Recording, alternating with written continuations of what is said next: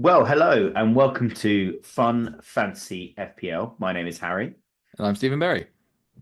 And on this week's show, we're going to be reviewing the game weeks as usual. And we've just started recording after the Fulham Brentford game has finished 2-1.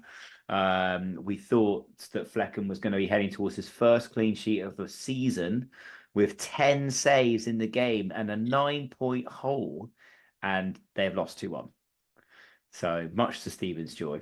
I just want to put on the record, you thought he'd be heading towards his first clean sheet of the season. I did not think that. I thought the conceding would be inevitable. Well, that I don't know. I benched him, so I hoped it didn't happen anyway. So, and he's still come out with a 4-pointer, which is still pretty good for a goalkeeper at 4.5 million, in my view. So yeah, we'll get into the review of the games, and then we will talk a bit about injuries and how that affects playing FPL.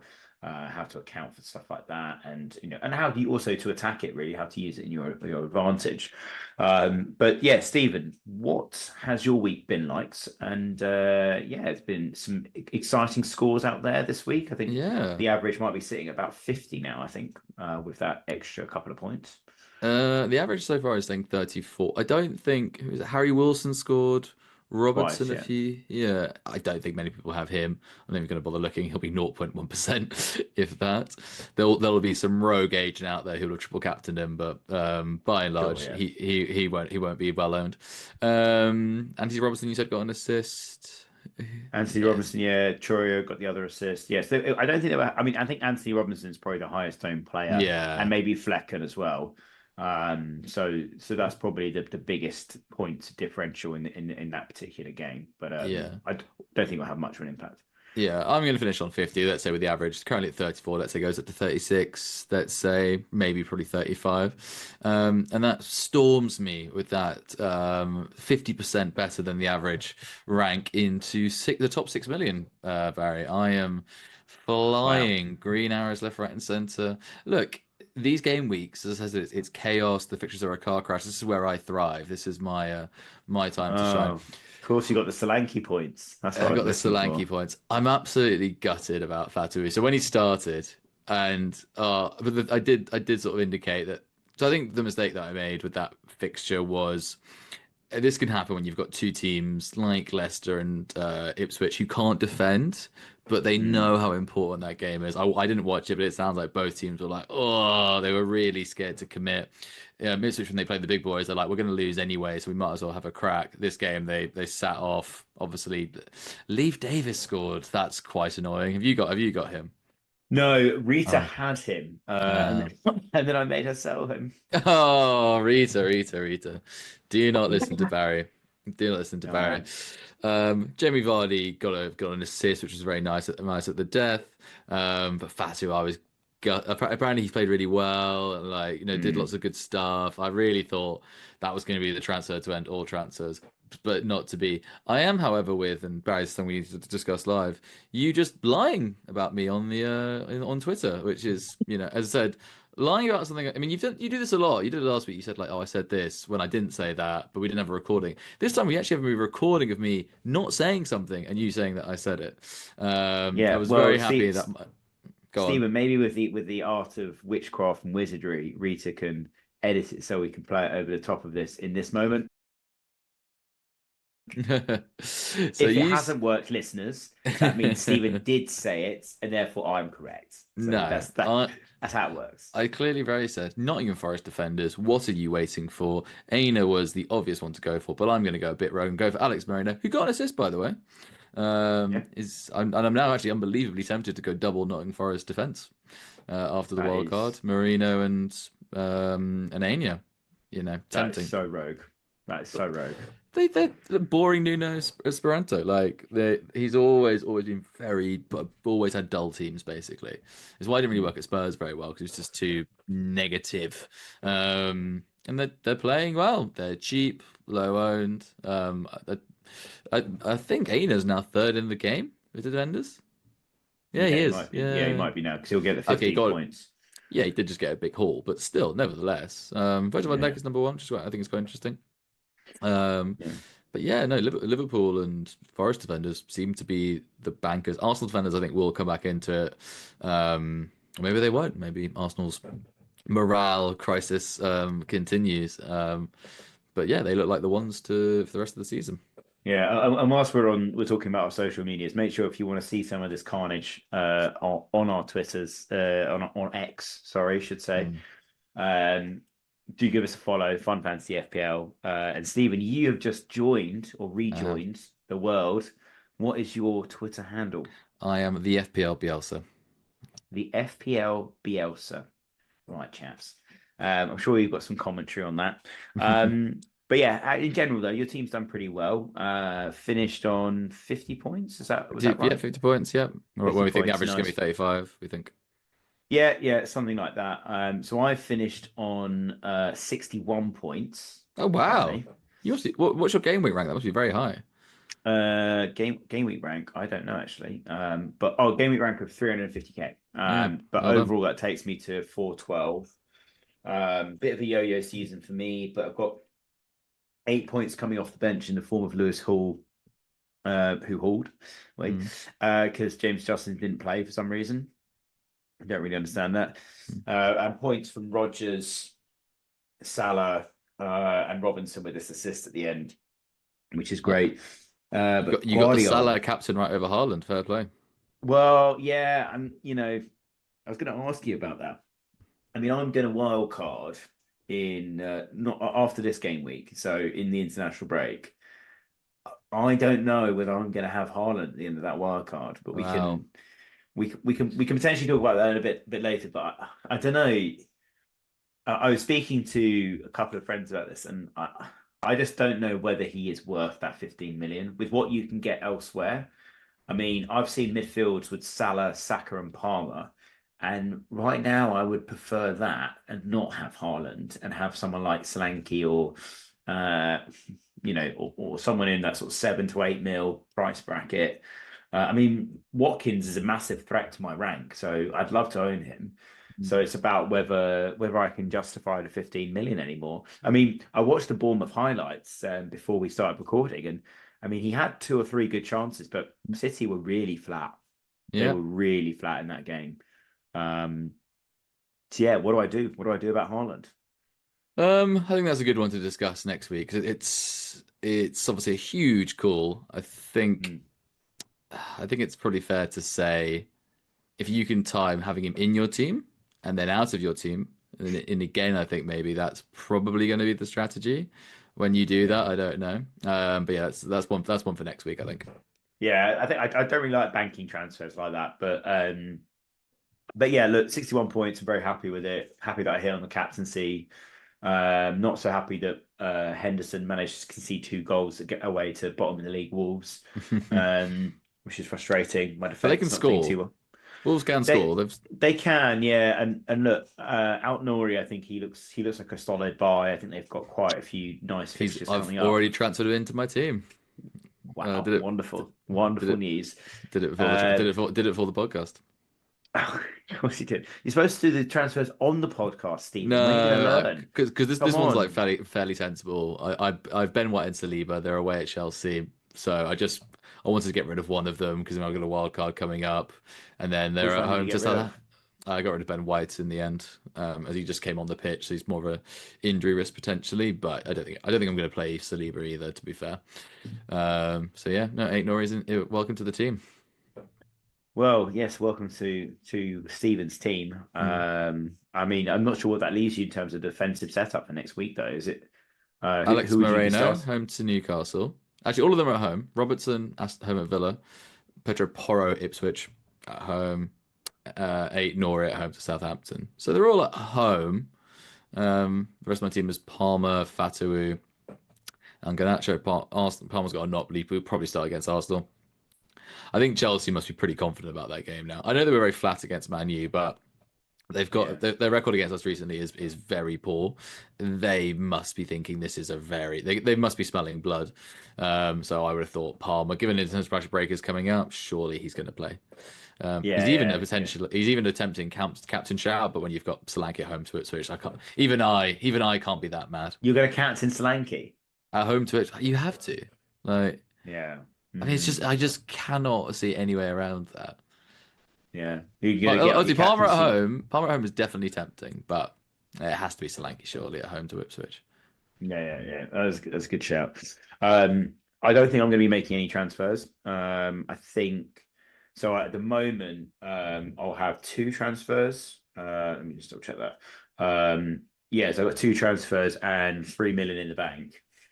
Um, so I'm gonna roll that again, and then I'll have the three transfers after the wild card, which will set me up pretty nicely for the Christmas period where it gets intense and injuries are flowing. So yeah, I think that will be my strategy at the moment. Yeah, I don't know whether I want to do any transfers. I mean, Rogers is injured, but I wasn't going to play him this week anyway because well, it says knock, but I didn't really see him have a knock in the Spurs game at all. So I think I'm going to revert to 3-4-3 and play triple Fulham. Triple So Fulham. yeah, You're away at Oh, Palace? Yeah, yeah. okay. Maybe. Are you not terrified about not having a Spurs attacker for against Oh, I've Ipswich? I've got Johnson. He scored this week, He and he's did. got Ipswich at home. I mean, I could do Jackson to Solanke. One reason why I might do that, apart from the fact we may have reviewed our rule, and I've taken that as a fact. Yeah, we It have. You can do that. It's fine. smashing. Is because Jackson's one yellow card away from suspension. Mhm. He loves He a yellow does. card, this man. Oh my goodness me. Um, Something more infuriating than strikers who love yellow cards. Him, Jamie Vardy loves a yellow card. Callum Wilson yeah, back in the day, he loved a yellow. Yeah, yeah. they just But I tell absolutely you, ruin bonus points. who I'm tempted to captain. Brian and Wemo Who have at Brentford home got? to Bournemouth. Ooh, no, He but he he absolutely hauled against Ipswich. Bournemouth are good. Bournemouth are just beating Man City and Arsenal. They're a good Yeah, team. I know. They're a good team. I don't know. I mean, I probably will bail on that and go for maybe Salah at home to Villa. But I don't have great captaincy choices. I mean, Haaland I away think at Johnson will be Brighton. fine. It's a little bit gambly, but I think it's okay. But he doesn't always play every minute of the game, and Yeah, I would be concerned about that. And I think that I never like captaining Tottenham players. no. Uh, You mean you could don't go know. real? So does Kulusevski definitely start? Yeah, Could you? He's tempting, isn't he? What was a 1 week yeah, punt? Bring him in, captain him. mm. Yeah. I hadn't thought about it as a 1 week punt because it is. I will Maybe a wild wild card card. after Yeah. next week. Yeah. I was about to say, I know you roll them now, but is three enough to? I still think if you have two, you wild card, you've got two anyway. I think you, I still think, if you've got a wild card coming up, you've got two transfers. There's got to be a 1 week punt in there, and a Spurs attacker like a Kulusevski Mm. is up there. The thing is, you do have Brennan Johnson as well, so you are all in on Spurs, and Yeah. And, I if don't, and Ipswich that. haven't won all season, have they? They need. Oh, they're in a bad way. What do they need? They need a visit from Yeah, Doctor Tottenham. You can see they need it. a visit from Dr. Tottenham. They do need a visit. We're going to go 1-0 down after the first 10-15 minutes. Like, yeah, you honestly, like, if 1-0 down, Liam Delap from a Leif Davis cross. I'm saying it now. If this comes true, the lottery numbers are no, I don't know where they are. But yeah, I mean, I don't know where I'd go to be honest, because all the premiums have got like difficult teams. You look at Watkins has got Liverpool, Arsenal obviously play Chelsea play Arsenal. Um, That's why you don't have to go. maybe, I mean, again, Man U are at home to Leicester, who they just spanked 5-2 in the cup. do you know what? I was this close to bringing in Bruno Fernandes, and I realized, and I was really hungover. So I was thinking this is not a correct decision, just purely in the fact I was hungover. So maybe that's a bit of a learning from me that hungover decisions maybe are the right ones. I don't know. Yeah. Yeah, but I was so tempted to bring him in. It was frustrating. I didn't. He Could only got be, what he only got one goal to be fair. So yeah. Other player could be Isaac. yeah, he's back. And Well, I mean, he's got Nottingham Forest next away, and as we just discussed, Nottingham Forest have an impenetrable defense, which will never Absolute ever, fortress. yeah, Yeah. exactly, which will never be breached. But that sort of does lead me onto our category quite nicely, which is players who love getting injured. Um, Nice. of which Isaac is definitely one of them. He is made of glass. So yeah, I think he's probably still quite low owned, given he's only just come back from injury. I have him as my in my draft team. I think it was my first pick, so obviously that's cursed him to be injured for most of the season. So he's got that going against him. But when he plays, he's a very, very good player. Yeah. Yeah, if he and he probably won't go with Sweden, I would have thought. Yeah, yeah, why not? I think after what are Newcastle's fixtures coming up? No, they're okay. They're okay. They're not amazing, but they're okay. I mean, yeah. Look, you suggested this as as a topic, and Mhm. wanted to kind of go on one of your infamous rants. So I think what I have to do is wind you up and see. But I mean, Sure. how do you think injuries play into? Well, obviously we know how injuries play into FPL. I mean, but you can't plan for them. There's no real um yeah, this it's very annoying when it happens, particularly to a player you've just brought in. Yeah. I always say never don't do early transfers, particularly in the weeks of Champions League, FA Cup, or whatnot. Just don't do it. Just hold off. But yeah, I mean, what's your thoughts around the transfers and how that works, and well, how do you strategize for it? Well, as you can imagine, my strategy is pretty loose, but I have Yeah. learned something. So what's brought this up? This is brought. I'm an Arsenal fan, and we're moaning non-stop. This is the worst injury crisis ever seen in all of football history. Which it Hmm. isn't. Eddie's obviously just left as well recently. I saw that as well. There was a Yeah, load of controversy around. Like there was yeah. loads of memes about He, him. I he's saw. gone. I don't He's know. gone. He's gone to fucking Nottingham Forest owners. So I don't, but he's not going to Nottingham Forest. I don't think he's going to go to. I don't know, an American club. I don't know, but he's joining the Nottingham Forest because he owns Forest Olympiacos. I think he has a few other clubs in his empire. Yeah, I didn't know the other. I knew he owned the Olympiacos. I didn't know he owned other Yeah, I think I clubs. read. Yeah, I think I read today that he's got one. I mean, he can't be going to Olympiacos. He can't be going to Forest either. You would have thought. Well, actually, I guess he's going because he's going to be paid a fuck ton of money. Um, Yeah, yeah. our Anyway, I, secret. I believe we have the recording this. I think I said if Arthur doesn't win a trophy, he's gone. Right? I Yeah, think I maybe. said that. Yeah, if Rita again, our producer, if she could find that, that'd be great. Um, and that further, I think, increases the pressure on Arteta. So they're actually apparently giving him the choice or something, or he's going to be heavily involved in the process, which is a disaster no matter what happens. Because if it goes wrong, like he's now under double pressure. Essentially, he's now no longer judged on the pitch anymore. And then also he just can't really do anything to him. Like he can't like make it. They can't argue. They can't side because he's the one who brought him in. So he's been given the Mbappe worked very decision. well at PSG, that doing that sort of approach. So I don't really He, get why we're doing it. he's getting the decision, or he's getting influence on the decision as to Yeah, who should be the sporting director or football apparently. director. Now again, this is all hearsay. But Edu, I think, has been. I'm going to say it more key than Arteta in terms of our transformation. I'm actually gutted to see him go. But he was also a key Arteta ally. Um, yeah, as I said, I think if Arteta doesn't win anything this season, I think they're going to say, "You've done very, thank you, great." No, you can't be saying that. Look, so I think I so. also I have a question. How does this relate to injuries, or is this just Sorry, you ranting about this is just Arsenal? me. This is me ranting now. But sorry.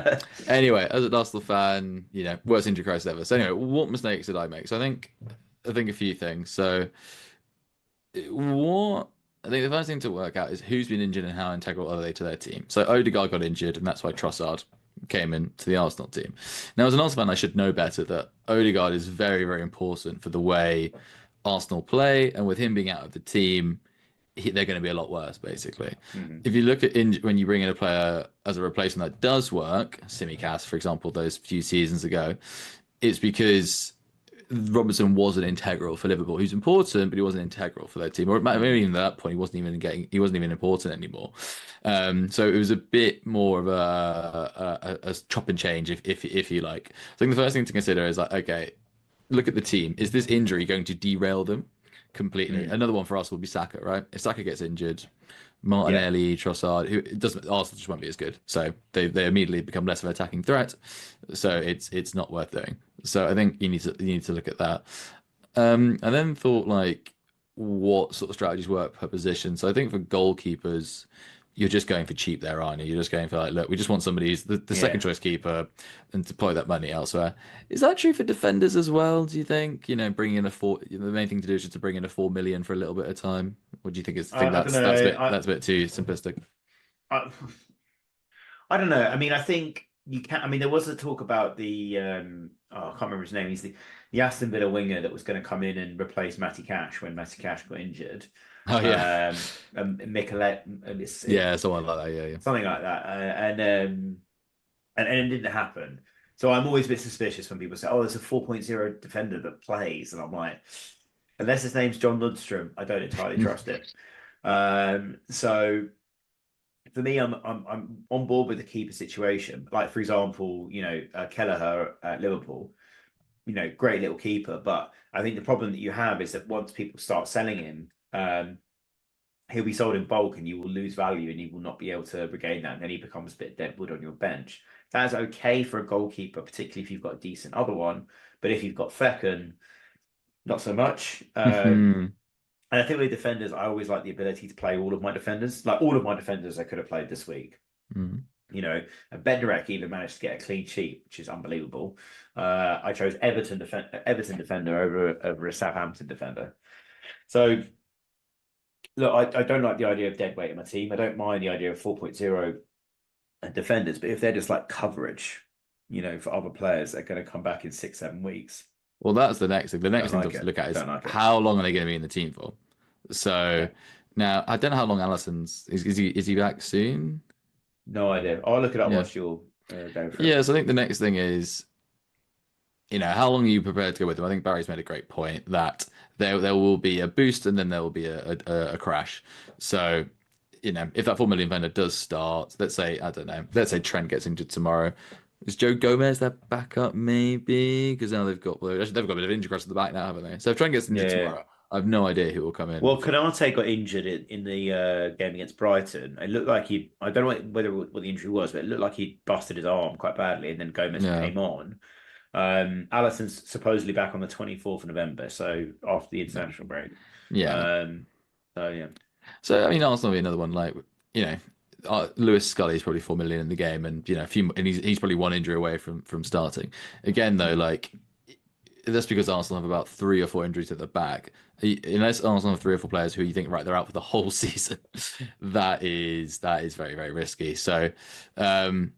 I think it's quite simple at the end. Like, is this injury going to make this team significantly worse, i.e., an Odegaard going out, or is it just going to be more of the same, i.e., Robertson back in the day? Matty Cash actually, when he got injured again, I don't think that was going to make Villa significantly worse. And then No, but I think the more interesting thing is when you have a defender or you have a winger or something like that gets injured and it changes the role of another player Right. in that team, right?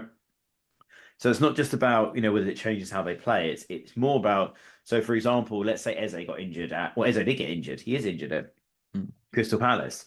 Now that means that the attacking midfielder whose name I've forgotten again, Kamida.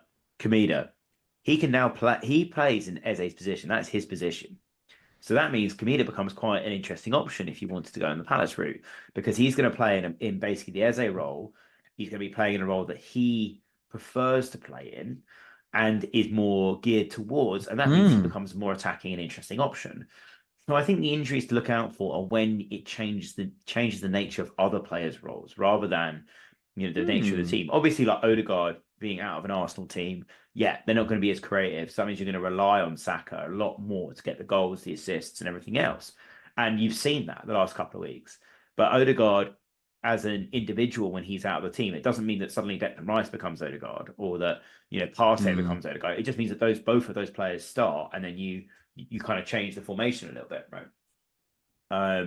So I think it's what you expect from other players. I think what's interesting is that in other teams, I mean, Chelsea have like 3,000 players, so it's just easy for them to work out. And Man City the same. But if you take Guardiola, for example, beginning of the season, Guardiola was playing in it much deeper than he is now. And in the last couple of games, he scored a load of goals. And in the end of last season, he was playing in the same position as he is playing now. And he had a little purple patch and scored a bunch of goals and got assists and all the rest of it. So I think the interesting thing is about that change of formation and change of where the player plays. Because, yeah, I mean, it seems obvious to say, but if they're the higher up the pitch, they're more Yeah. likely you want them, right? But it's the overlapping. And I think the reason why players like Matty Cash are quite interesting is because when Aston Villa have a fully fit team, Matty Cash is often Going almost forward. running alongside Ollie, almost running alongside Morgan Rogers. He's up there in almost a three because he's just going for it.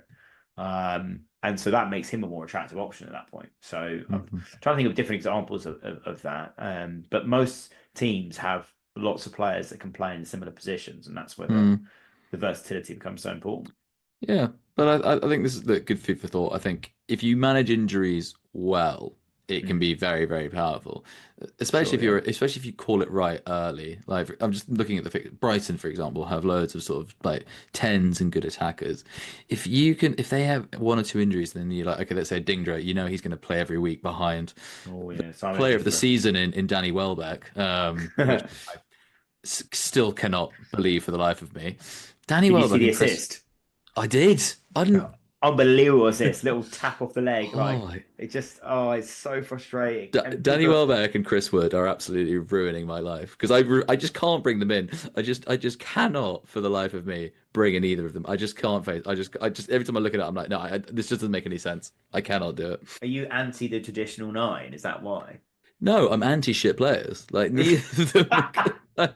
I watched Danny Welbeck. Danny Welbeck, bless him. I think Arsenal Man U fans and even with Bryson, they always want him to do well. You're desperate for him to do well. He works really hard, and you could see there's something there. There was something there, and he just never quite lived up to it. So I've nothing against the man, but like no, It seen him play. sounds like you have something against the man. I'll No, be no, honest. no. Honestly, I'm very happy for him. I'm very, very, very happy for him. And anyone who's brought him into FPL, fair enough.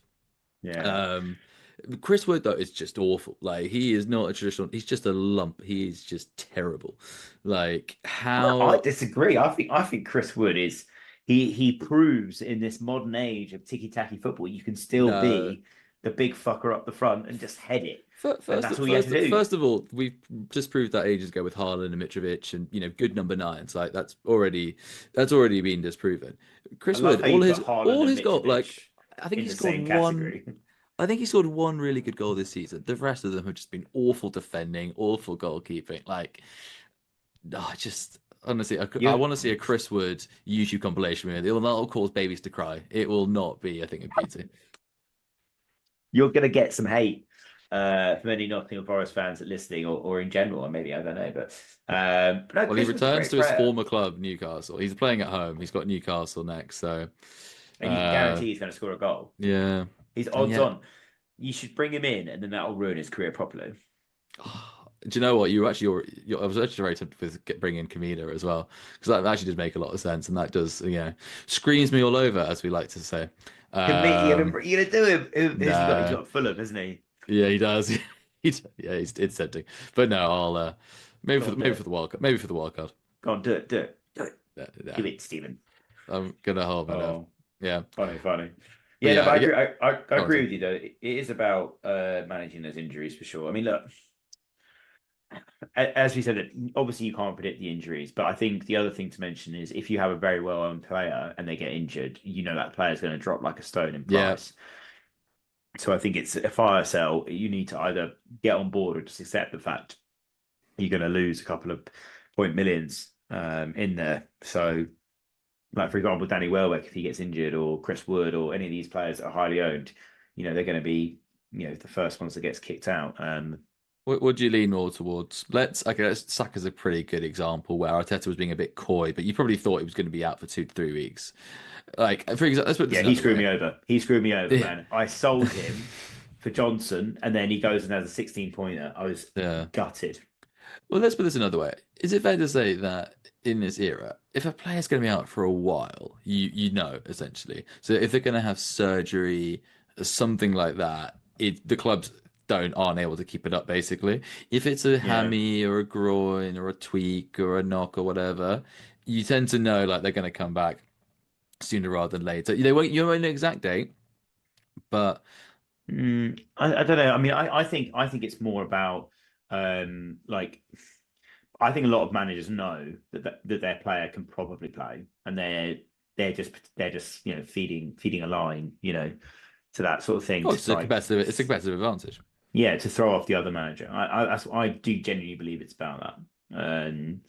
Who is it? Who was Aston Villa manager for a bit, Dean Smith, who banned all his players from playing FPL because they kept on transferring their teammates out when they were injured and they needed couldn't play. And he knows it's a competitive advantage if that happened. Apparently, he's Yeah. furious. But no, I think that yeah, I think a lot of time the managers just lie.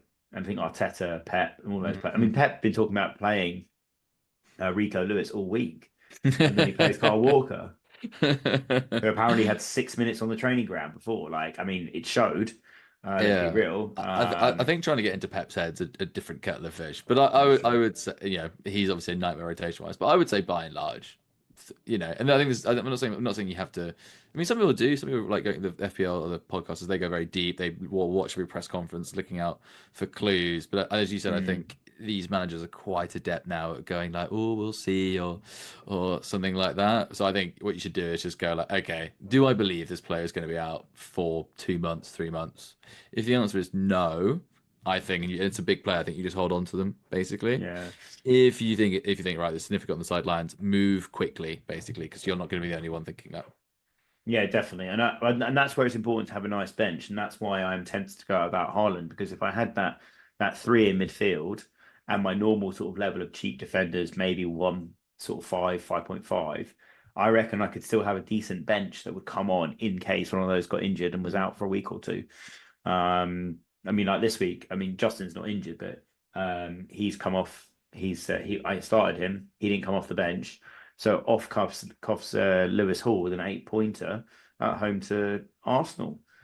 Yeah. Like that's class, and a great bit of luck, and great to see Arsenal lose at by the tune again. Yeah, Eddie has got Arteta's number, doesn't he? Living in He his head does. absolutely rent free. I can't. Sorry, let's take a slight side, but I can't believe you're saying that if Arteta doesn't win something this season, he has to go or he should go. I think that I'm not necessarily saying that he should. I just think it will happen. And also, But okay, look, one of those things. I just think okay because let's just take the Premier League for example. There's two ways you could not win that. Either like he's done the last 2 seasons where he's close, not done it. If you do that for a third time, you're like, are you just a nearly man? Are you always a bridesmaid? Um, and then the other way is obviously just to be awful and just be like, well, he's run out of steam. He's now lost the plot. Like, do, and then the other one, are people saying that though? there's a little bit of that from the Arsenal fans. Some of this is from my head, I'll concede. And then the Champions Classic League. Arsenal fans, honestly. Champions Like, League, we've not been brilliant so far. We were lucky to get a draw at Atalanta, for example. Struggled against was it CSK Sofia? One of those at home. I wish we just scraped through against a team like that. So yeah, it feels. I mean, at least to me anyway. I've also, as you know, I've never been the biggest Arteta fan. So yeah, true. it just feels to me like he's done okay, he's done well. But Eddie was sort of the key man. He's taken us close, but not close enough. And it's But time to who get. can? Who can? This is the Uh, thing. I don't understand what you're saying. Like, you have got probably the greatest crop of Arsenal players since that and what that and what early and 2000 what's it delivered period. so far, Barry? And that's what I'm saying. What's if But it's a nothing gets different delivered? league. It's a different league with a team like Man City and team like Liverpool Who and ran all the teams where they can, transfers? well, but they can go beat you and not just them. It's all the smaller teams that can come and beat you as well and hold you up and make your life difficult for you. I mean, Bournemouth just beat Man City for the first Mm. time in their history. Like it's mental to suggest that anyone could do anyone better with the team that he has there. I think I said this last year was Arsenal's best chance to win the Premier Just League, the year before, I think. and We were and and so many points clear and threw it and away. Pep is just amazing, and the team is just incredible. And it's almost like they have a cheat code, and they've cheated as well. But Yes. it is. I think it's really difficult to make the case that Arteta can't. I mean, I don't think anyone else could do any better with that team. Let's see. And look, no, someone did actually say this. He said like, what are all fans like? He basically he said that Man U fans were the stupidest in the world and like don't actually know anything. He said Spurs fans are the most depressed. That's Everton fans, thank you. Yeah, and what he said about Arsenal fans is that they're the most reactionary. They're either winning the league or relegated, and it's actually very exactly. And, and this is and I'm like that. I'm so like and that. look, don't get me wrong, Stephen. I would love to be sitting here every evening watching Arsenal fan TV as they lose their mind over the smallest inconvenience, whether the ball was the wrong shape or the water test positive for something they didn't like. Yeah. Like it just, the depths of the Arsenal fan. We do like to lose the plot. I mean, I agree. I'm a bit of a seesaw, but like, wow, some of them are just one of the big guys. He's like, Arteta's the greatest manager ever. Doesn't get enough respect. After that game, he was like, he has to go. Like immediately, like honestly, I think it was in the space of 5 days. He just said, pay this man some respect. He has to be sacked. With it, like it was a very quick turnaround. Newcastle are not a bad team. They're a good team, and they were due a win, weren't they? That's about results. Anyway, yeah. Anyway, let's put a pin in that. So we've covered a bit about the injury stuff. Like I said, I think what we're saying is, my view is if it changes the balance of the team and where players play, but you can play it smartly. Like injuries are not the worst thing in the world. It does create other opportunities. Like if Haaland got injured for the rest of the season, I think it would create a lot of opportunities and a lot more easier decisions, and it would create a whole list of interesting options and possibilities. But it's about playing towards those and looking at those teams that have the injuries, attacking them to a certain extent. I think let's attack Arsenal right now. But I think it's also like attack other teams that have those injuries. Man United, I think they've got quite a few. Man City apparently have a few, even though they have a million players. Yeah. I think Diaz is the biggest one for them, I think. Yeah. Know why. Yeah. Anyway, food for thought there, guys. As we always say, play your own game. So no sort of injury transfers we recommend, but it's some food for thought. And as I said, play your own game. Should we conclude? Do the question, yeah. So it was for our first multiple choice question, an inaugural multiple choice football heritage question, and that was Say it properly, Stephen. Sorry. Football heritage. I can't do it at all. England's men's ranking highest ever was third, which other teams highest ranking was third, and it was Portugal, Switzerland, Romania, or Turkey. Barry, would you like to guess which team has also had their best ranking of third? As a reminder, they could have been first, second, fourth, fifth, sixth, etc. I'm going to say it's Romania. I think that's the most rogue. Okay, so you think Romania, their best ranking is not third. What do you think their best ranking is then? I don't know. I think I'm going to say fifth. Why not? Fifth. So you got the right answer-ish. It's not Romania, but the team that is their answer, their best ranking is fifth, and that's Turkey. Turkey, despite Turkey, despite coming third at a World Cup, never gone above fifth. Romania have reached the promised land of third. Switzerland have Portugal. Again, Portugal would have thought would have been top for once or twice. Yeah, you would have thought so. Yeah. Switzerland, I don't know when that's happened. Maybe that was back in the day. Also, I should say this is on Twitter, so it wasn't community noted. So, but yeah, there you go. So okay, cool, good question. The answer is Turkey. Well done, Turkey. Answer is right? Turkey. And Stephen, the question this week from you again. Yeah, I will come back to form and bring up some other questions. It's been a busy week. Yeah. Well, as it's Halloween, obviously you have to have a spooky question. And that is, in 2005, Liverpool played Chelsea at Anfield in the Champions League, where an infamous ghost goal was scored. Liverpool won that game 1-0. I can't remember I think it was 1-1 at the bridge. I can't remember. Either way, knocked out. It was Rafa. Yeah, Rafa knocked out Jose. Yeah. Jose's first season. And Jose, if you ask him about it, well, if we asked him this question, he would have the answer, which is which player scored that ghost goal? Which Liverpool player scored that ghost goal? Wow. I can remember it. I can literally. I'm playing it in my head right now. I can't remember for the life. One of the worst finishes ever. Open goal. I mean, technically it counted, but yeah. Who was that? Who was that person who tried to sky it, just clipped the crossbar, and it Was it the crossbar or the post? I remember they I hit the can't remember. woodwork. I think it was the crossbar. Anyway, who scored that ghost goal? Great, great. Well, that's a great question, Stephen. And thanks again. Mm. So I only need to say thanks for listening and watching. Please do give us a like and a review. Hopefully a nice one. Mhm. Please follow us on the Instagram, Twitter. We're at Fun Fantasy FPL. We're up to about 100 followers on both those platforms now, so really Nice. appreciate that. The YouTube subscribers, I'm not sure, but we've got a handful.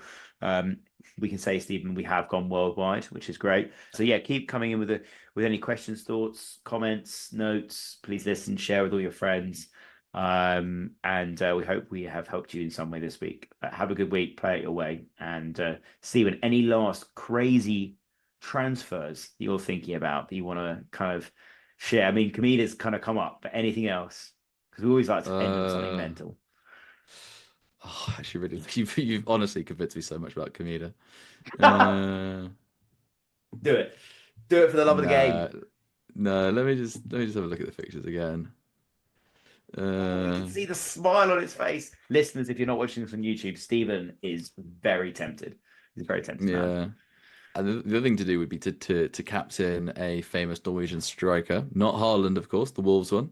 That The would be Wolves one. tempting as well. Yeah, Wolves. Yes, I quite like Wolves this week. They're definitely due a big win, and home to Southampton's it. And then yeah, Man U as well if you want to go a bit rogue. So Yeah, Højlund cool, or cool. even though he was, I know he got the penalty, but oh, he's a frustrating player. Anyway, so. Cool, cool. Well, I, that's I would say if your you want, I would say if you want to go really rogue, go Man U. okay. Man U to be rogue. That's the day we live in. Well, Yeah, thanks for listening, guys, and have a good week. thank you.